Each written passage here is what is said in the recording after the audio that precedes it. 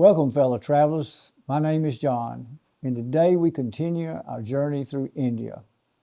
In this episode, we'll travel through the Indian countryside, visiting the breathtaking Taj Mahal, explore the impressive Agra Fort, and discover an astronomical observatory that was centuries ahead of its time.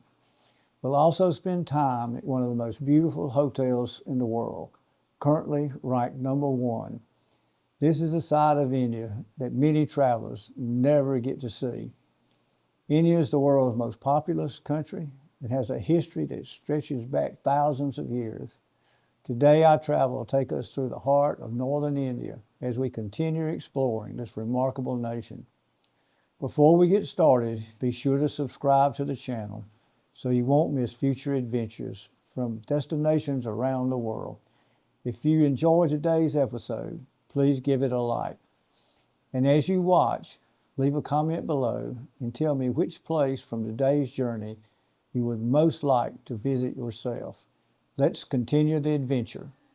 Fellow travelers, we're going to depart for Agra this morning, and we just passed through all of these beautiful sights we see. We've passed fields that they're plowing. It's pretty obvious that India is a major agricultural country. And one of the things you'll notice in these fields is that you just don't see any tractors, and I didn't see any the whole time I was in India.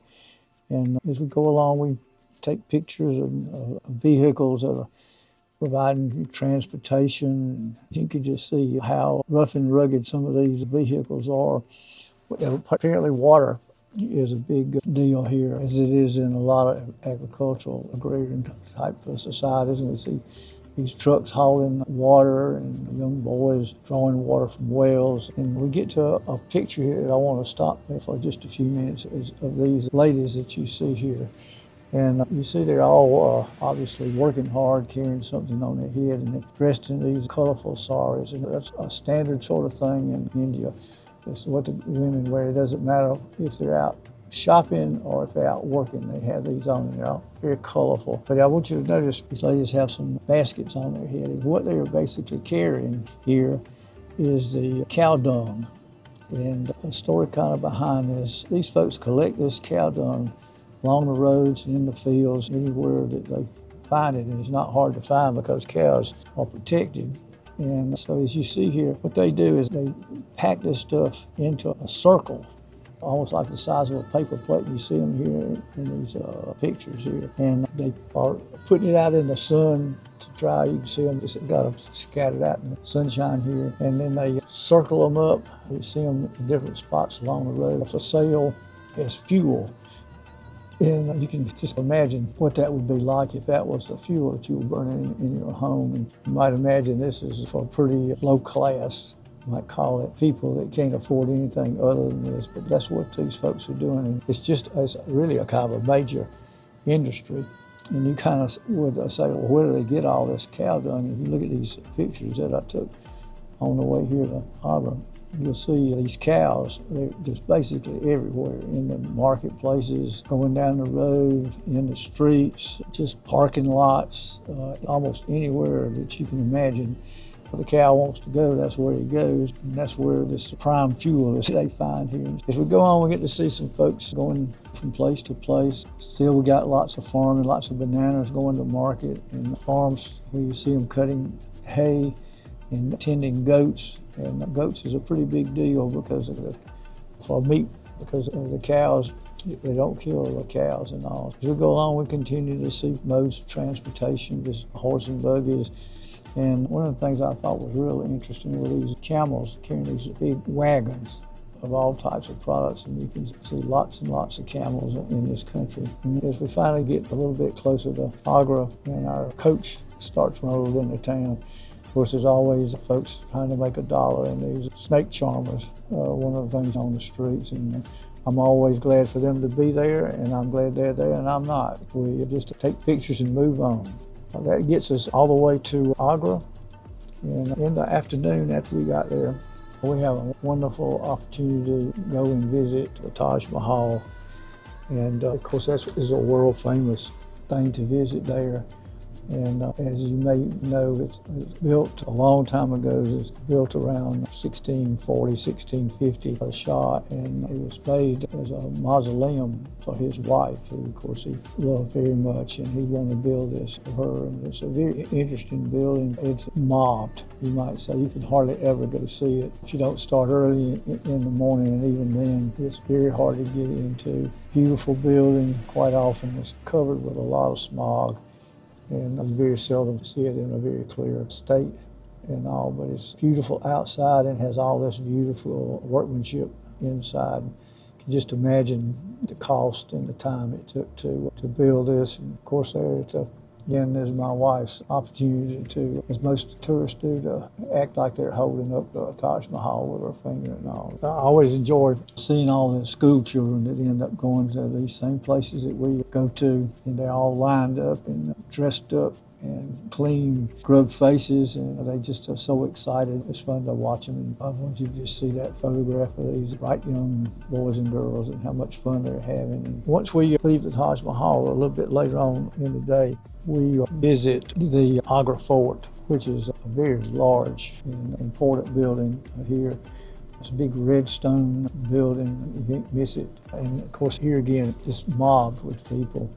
Everything in India pretty much is mobbed with people, but one of the things that always struck me when we get off our bus here, we actually have to have a group of men that travel with us to protect us long enough to get from the bus into the building, because the beggars, it's just a way of life in India, but they can really be a problem. They just want to get so close to you and you just don't feel comfortable. So I always appreciate them getting us into the building, but you can see this ornate structure is beautifully built, and once you get inside, it kind of gives you a taste of how these fellows that ran the show, so to speak, lived in these places, and it's very educational, so we enjoyed that. Okay, we depart this morning to Jaipur, and on the map here you see exactly where we have been to Agra. Now we're going to Jaipur.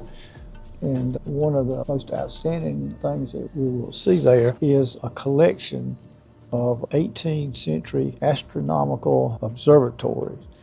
They're built by the Shah there, and of course almost everything we see in this part of India will be a UNESCO World Heritage Site. But on this location, there are 19 of these stone instruments that have been built to attract these heavenly bodies, and they're designed to tell time. Some of them are designed to predict eclipses, and all of the things that they were designed to do are with the naked eye. There's nothing like a telescope. And so all these were basically designed to be just use the naked eye. And probably the most outstanding is this really tall one that you see in these pictures. It's actually being restored, but it's about 90 feet tall. And it is designed such, and with such accuracy, that it can record the local time within 2 seconds of a day. And it's basically just a sundial, and it's designed where it can do that with great accuracy. And the other type of instrument here are these spherical bowls that you see. They're like white marble. They have concave surfaces, and it allows an astronomer to map the exact coordinates of the different heavenly bodies. And it's really interesting to see just exactly how advanced these folks were. That was our plan for the day. And after we left the observatory today, we head to the hotel. And I wouldn't normally talk much about hotels, except it's such an extraordinary thing here in India. These hotels, all but just a few, are operated by a family, really, a company or a family, Oberoi. And the one that we'll be staying in for the next few days is the Oberoi Amarvellis. And I'm going to show you a few pictures here, and I'm going to show you some of most of the hotels, because they're almost a vital part of this trip that we're on, because you just don't see these everywhere you go. So just for your information, this hotel right here is #1 in the world and has been for a year or so. I don't know how long it'll maintain that, but it is a beautiful hotel, and it is just a class act. I'll show you some of these pictures. It's just a very large hotel, and lots of water features, a beautiful crystal clear blue color. And you can just see all the workmanship in the tile work, beautifully colored and very ornate. And I enjoyed taking a picture of this fellow right here. He greeted us very graciously and took us to our rooms and all. And I just had a beautiful time here. And just ornate columns, porches, grounds that's so immaculately maintained.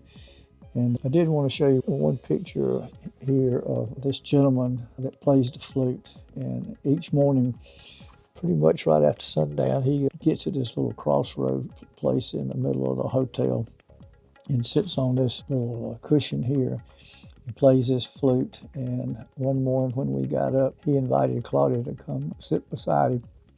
And as he played so beautifully, and luckily I was there with a camera and I wouldn't take a thing for this picture of my wife in this particular setting. It gave her great joy to sit there and listen to him play. So that was a kind of a special thing. One of the things I've enjoyed most about India is how quickly the scenery and experiences can change. One moment you're traveling through rural villages, and the next you're standing before one of the most famous buildings in the world. If you enjoyed today's journey, please give this video a like, subscribe to the channel, and share it with someone who loves travel and adventure. I also want you to know that I am the author of 4 books which are filled with southern outdoor stories, and you'll find them on Amazon and on my website. I encourage you to get a copy for yourself or as a gift for someone who loves the outdoors as much as I do. In our next and final episode from India, we'll travel south to explore magnificent palaces, ornate temples, tropical waterways, fishing villages, and one of the most beautiful regions we've visited during our time here. Thank you for traveling through India with me today. I look forward to sharing our next adventure as we continue to see the world together. God bless.